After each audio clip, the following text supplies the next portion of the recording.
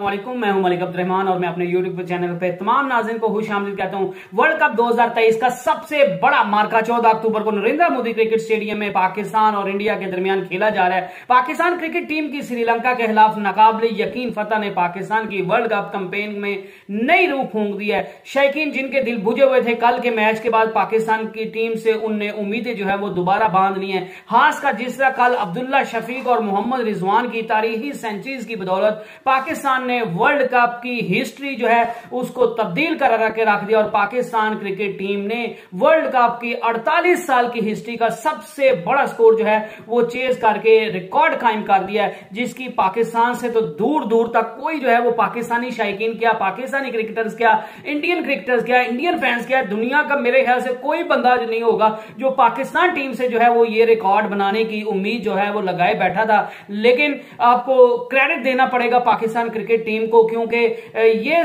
Record जो है वो इस तरह के रिकॉर्ड टूटते तो भारत तोड़ता, साउथ अफ्रीका तोड़ता, जो है वो इंग्लैंड तोड़ता, न्यूजीलैंड तोड़ता,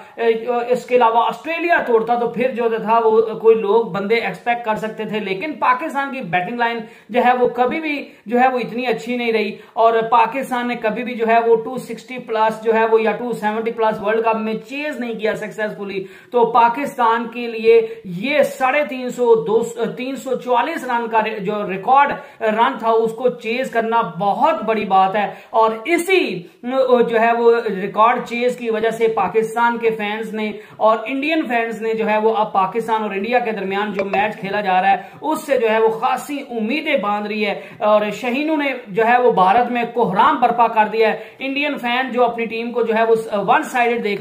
जीतता देखना चाहते थे, उनके दिलों पर जो है वो छुरियां चल गई हैं, उनके लिए जो है वो क्यामत आ गई है। लेकिन इंडियन फैंस ने आपको तारीफ करना पड़ेगा, पाकिस्तान क्रिकेट टीम आज जो है वो हैदराबाद से जो है वो आज अहमदाबाद के लिए रवाना हो गए। लेकिन जो है वो इंडियन जो हैदराबाद के लोग हैं या इंडियन फैंस हैं, और जिस तरह कल ग्राउंड में भी देखा गया कि इंडियन फैन जो है वो पाकिस्तान की टीम को अच्छा सपोर्ट कर रहे थे।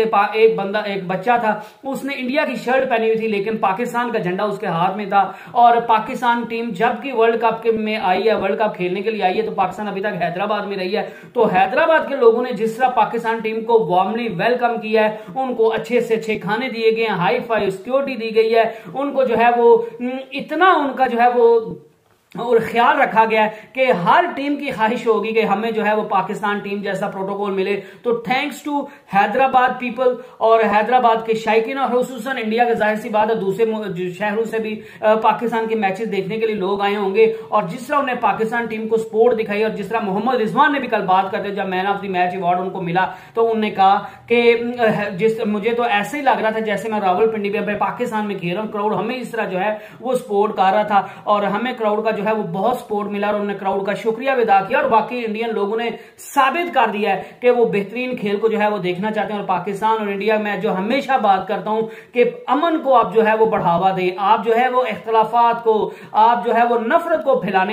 फैलाने का जरिया ना बने। ये कुछ लोग होते हैं जिनकी वजह से जो है वो दोनों मुल्कों के दरमियान जो है वो हालात कशीदा रहते हैं, लेकिन अदरवाइज हैदराबाद के लोगों ने और इंडियन फैंस ने यह साबित कर दिया है कि पाकिस्तान और इंडिया के लोग एक दूसरे से इंतहा दर्जे की मोहब्बत करते हैं और वो एक दूसरे के साथ प्यार, मोहब्बत और सुकून से जो है वो रहना चाहते हैं और वो रहना डिजर्व भी करते हैं। लेकिन जो है वो कुछ लोगों की वजह से ऐसा मुमकिन हो नहीं पा रहा है। लेकिन चलें ये हमारा टॉपिक नहीं है, तो बात करते हैं पाकिस्तान के मैच की। कल जिस तरह पाकिस्तान ने मैच जीता, अब्दुल्ला शफीक ने जो है वो सेंचुरी स्कोर की, मोहम्मद रिजवान ने सेंचुरी स्कोर की, तो हमें जरूर उसको जो है वो सेलिब्रेट करना चाहिए और करना भी बनता है। लेकिन जहां पे जो है वो हमें अपनी विक्ट्री को सेलिब्रेट करना चाहिए तो वहां पे हमें अपनी गलतियों को भी जो है वो परखना चाहिए, हमें अपनी गलतियों को देखना चाहिए कि हमारे से जो है वो कहां आज के मैच में जो है वो गलतियां हुई, हमसे बैटिंग में कहां गलतियां हुई, हमसे बॉलिंग में कहां गलतियां हुई, हमसे फील्डिंग में कहां गलतियां हुई, हमसे स्पिन बॉलिंग में कहां गलतियां हुई, हमसे फास्ट बॉलिंग में जो है वो कहां गलतियां हुई, ताकि आइंदा पाकिस्तान जो इंडिया के खिलाफ मैच है, क्योंकि अगर जो गलतियां कल पाकिस्तान ने श्रीलंका के खिलाफ की हैं और और तो वो गलतियां अगर पाकिस्तान इंडिया जैसी बड़ी टीम के खिलाफ करेगा तो पाकिस्तान फिर तो जो है वो मैच जीतने से रहा। और रोज रोज जो है वो ऐसे रिकॉर्ड बनते भी नहीं है कि हर रोज जो है वो आपकी टीम 350 आपको चेज करके देगी। सो जो है वो पाकिस्तान की टीम को अपनी गलतियों को परखना चाहिए, उन पर काम करना चाहिए, उनको सुधारना चाहिए और आइंदा मैचेस में जो है वो बेहतरीन हिकमत अमली के साथ जो है वो मैदान में उतरना चाहिए। और जो चीज आजकल पाकिस्तान के लिए सबसे बड़ी दर्द सर बनी हुई है वो जो है वो पाकिस्तान की बॉलिंग लाइन की। तो हर चीज बंदा जो है वो बात करता ही है कि पाकिस्तान की स्पिन अटैक जो है वो काम नहीं, जो है वो सही बॉलिंग नहीं कर रहे। पाकिस्तान का पेस अटैक में भी वो जो है वो लीथलनेस नजर नहीं आ रही, वो स्पार्क नजर नहीं आ रहा। शहीन शाफरीदी जो है वो विकेट्स नहीं ले पा रहे, उनकी जो स्पीड है वो जो है वो कम होती दिखाई दे रही है, उनको विकेट्स नहीं मिल रही, वो फ्रस्ट्रेट होते हुए आपको दिखाई दे रहे हैं। उनकी जो स्विंग थी जो बैट्समैन को परेशान करती थी वो खत्म होती जा रही है। तो ये सारी जो है वो परेशानियां पाकिस्तान के लिए बनी और इन सब चीजों की निशानदही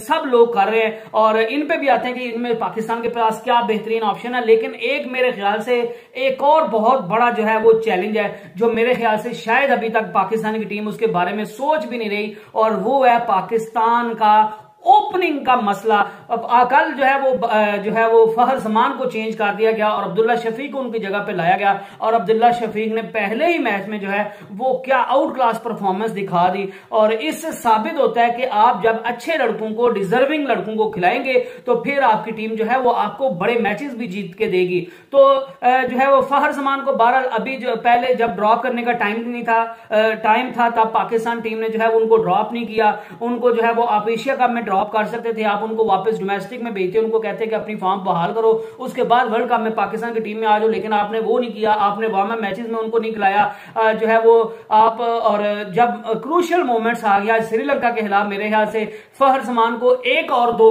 मैंने पहले भी वीडियो में बात की थी कि फहर जमान एक और या दो मैचेस तो और खेलना डिजर्व करते थे, उसके बाद अगर आपने उनको निकालना था तो निकालो। लेकिन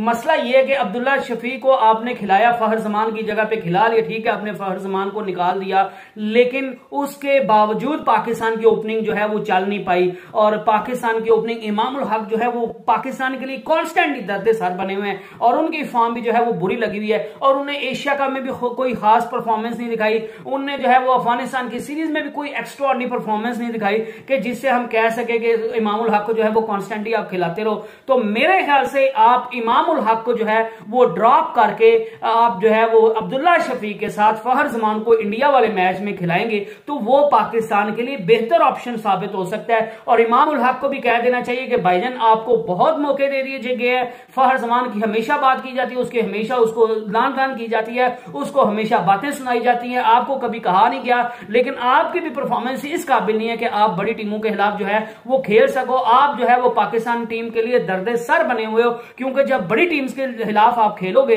तो फिर पाकिस्तान की टीम को चारों शानों में जो है वो चारों शाने अगली टीम का आप चित करोगे तो फिर आप जीतोगे। आपकी टीम में अगर जो है वो कोई कमियां होंगी, कोई खामियां होंगी बैटिंग में, बॉलिंग में, स्पिन अटैक में, फास्ट अटैक में, फील्डिंग में, तो फिर आप शायद कमजोर टीम्स के खिलाफ तो जीत जाओगे, लेकिन बड़े मैचेस में जो है वो हार आपका मुकद्दर बनेगी। तो इस वजह से पाकिस्तान के जो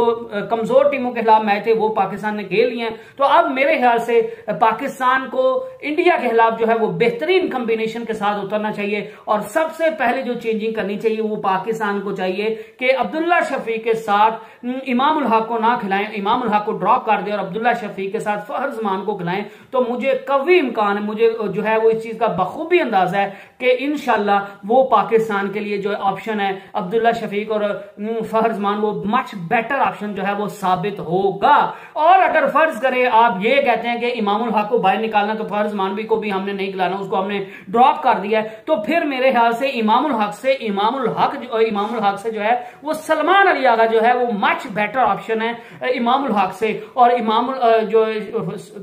सलमान अली आगा को जो है वो आप ऊपर भी खिला सकते हैं और अगर आपने उनको ऊपर नहीं खिलाना तो फिर आप मोहम्मद रिजवान को उठा के जो है वो ओपनिंग में ले आए और आप मोहम्मद रिजवान की जगह पे चौथे नंबर पे जो है वो या साउथस्किल की जगह चेंज कर ले, उसको 5वें से चौथे पे ले आए, सलमान अली आगा को जो है वो चौथे पे खिला ले। तो मैं भी सलमान अली को जो है अली आगा को आप ऊपर ले आए और वो फास्ट बॉलिंग को खेलता भी अच्छा है तो मैं भी उसका जो है वो कैरियर बन जाए। पाकिस्तान के लिए जो पाकिस्तान का अभी तक सही कॉम्बिनेशन नहीं बन पा रहा और पाकिस्तान की बैटिंग लाइन जो है वो वो ओपनिंग में जो है वो काफी सफर कर रही है, वो शायद जो है वो मसला हल हो जाए। इसके अलावा दूसरा जो सबसे बड़ा मसला है वो है शादाब खान की बुरी परफॉर्मेंस। शादाब खान को वाइस कैप्टन जरूर है, लेकिन बाबर आजम उन पर जो है वो इन्हिसार जरूर कर रहे हैं, बाबर आजम उनको लगातार मौका जरूर दे रहे हैं, लेकिन मेरे ख्याल से enough is enough. Shadab Khan ने जो है वो उनके दिलों में अब जो है वो पानी नहीं रहा, उनने जो है वो हमारे जो दिल है ना वो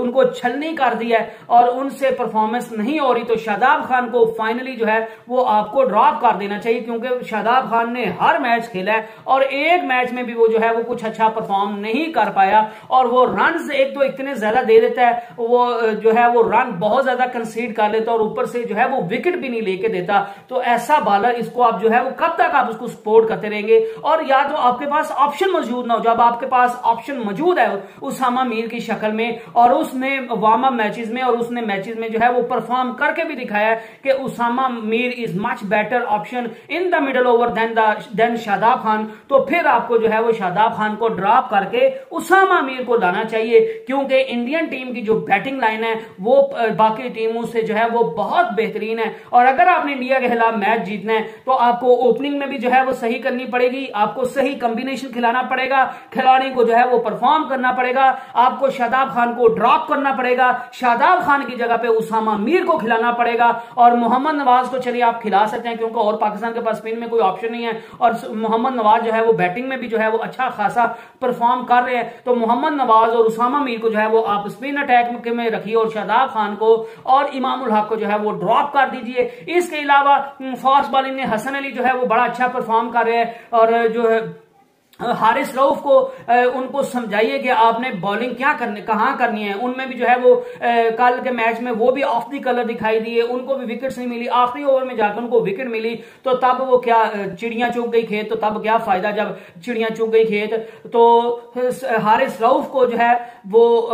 बॉलर उसको आप चेंज तो मत कीजिए, लेकिन बॉलिंग को साथ है, मिकी आर्थर है, बाबर आजम है, और आपने इतने इतने पैसे उनको देते हैं आप कोचेस को, तो उनका थोड़ी जिम्मेदारी भी दिखाएं कि आप हारिस रऊफ जो गलतियां कर रहा है, अगर आप इंडियन विकेट्स पे बॉल बैट्समैन को रूम दोगे, उनसे दूर बॉल फेंकोगे, तो फिर आपको पिटाई होगी, चाहे आप जितने मर्जी अच्छे बॉलर हो। और ये चीज शाहिद खान अफरीदी ने भी कल बात की थी कि हसन अली जो है वो इस वजह से उसने विकेट्स लिए, रन उसने जरूर कंसीड किए हैं, लेकिन उसने विकेट्स इस वजह से लिए हैं क्योंकि इंडिया की विकेट जिस तरह की है वहां पर विकेट टू विकेट बॉलिंग करें और विकेट्स के ऊपर बॉलिंग करें। आप बिल्कुल जो है वो लाइन और लेंथ के साथ बॉलिंग करें, तो फिर जो है वो आपकी बचत हो सकती है और आपको विकेट्स मिल सकती हैं। अगर आप हल्का फुल्का भी जो है वो रूम देंगे बैट्समैन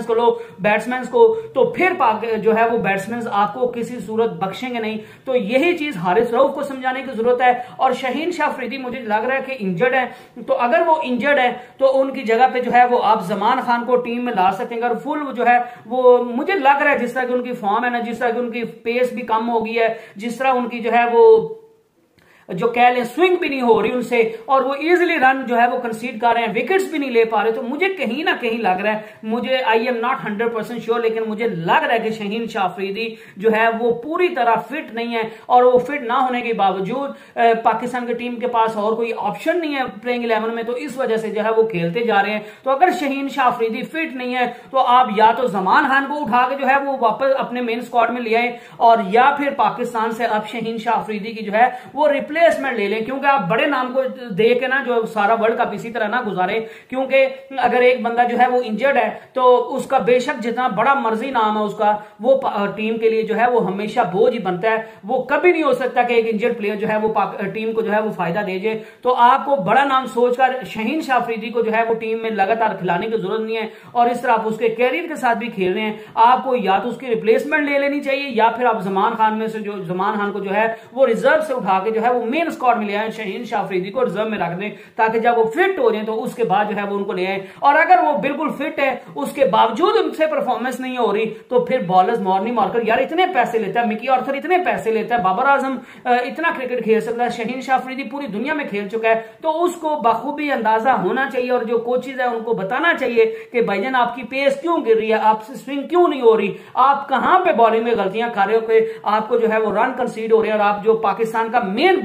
बॉलर था जिसके ऊपर पाकिस्तान की टीम का पूरा इन्हिसार था फास्ट बॉलिंग का, वही आज पाकिस्तान की टीम को जो है वो नीचे लेके जा रहा है। तो उसकी कोई ना कोई वजह जरूर होगी और उस वजह को जो है वो कोचेस ने ढूंढना है और उस वजह को ढूंढकर जो है उस पर काम करना है, उसकी शॉर्टकमिंग को जो है वो खत्म करना है। और शाहीन शाह अफरीदी को जिस तरह वो पहले लीथल साबित होता था, विकेट्स लेकर देता था, दूसरी टीम्स के लिए डरावना ख्वाब बनता था, उसको जो है वो वैसा बॉलर बनाना चाहिए। और अगर खुदा न खास्ता वो जो है वो इंजर्ड है तो मैंने बात किया कि आपको जो है वो उसकी रिप्लेसमेंट ले लेनी चाहिए और उसको ड्रॉप कर देना चाहिए, क्योंकि बड़ी टीम्स के खिलाफ अगर आप इस तरह की बॉलिंग करेंगे जिस तरह आपने श्रीलंका के खिलाफ किया है तो I am really sorry, Pakistan के फिर चांसेस जीतने के नहीं है। और कल तो श्रीलंका की बॉलिंग थी तो पाकिस्तान ने जो है वो 350 चेज कर लिया, जब इंडिया की बॉलिंग इससे बहुत बेहतरीन है, इंडिया की बैटिंग इससे बहुत बेहतरीन है। और बाकी जो जो आप टूर्नामेंट में आगे जाएंगे तो आपको बेहतरीन बॉलिंग भी मिलेगी, बेहतरीन बैटिंग भी मिलेगी, तो आपको किसी सूरत जो है वो सेट होने का मौका नहीं मिलेगा। और आपके पास यही 3 से 4 दिन है,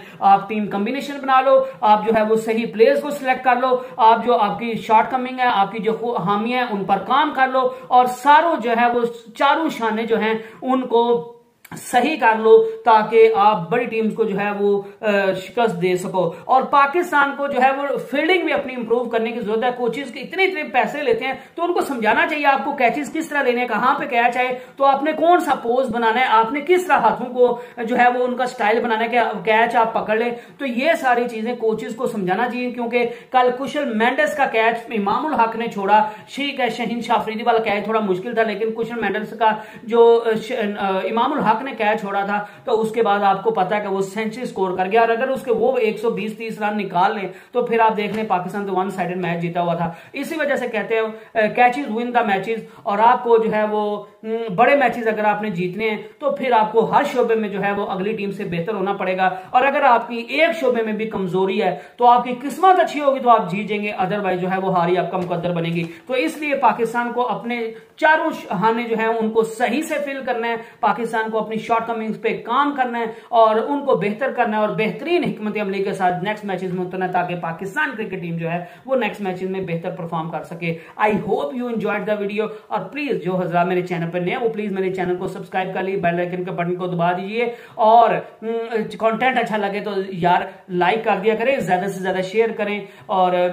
अपना प्यार दिखाया करें। और आप मुझे बता सकते हैं कि आप मेरी बातों से कितना एग्री करते हैं, कितना डिसएग्री करते हैं, ये मुझे आप अपने बता सकते हैं। I hope you enjoyed the video. Next video तक स्टे ब्लेस्ड, स्टे ट्यून्ड, अल्लाह हाफिज।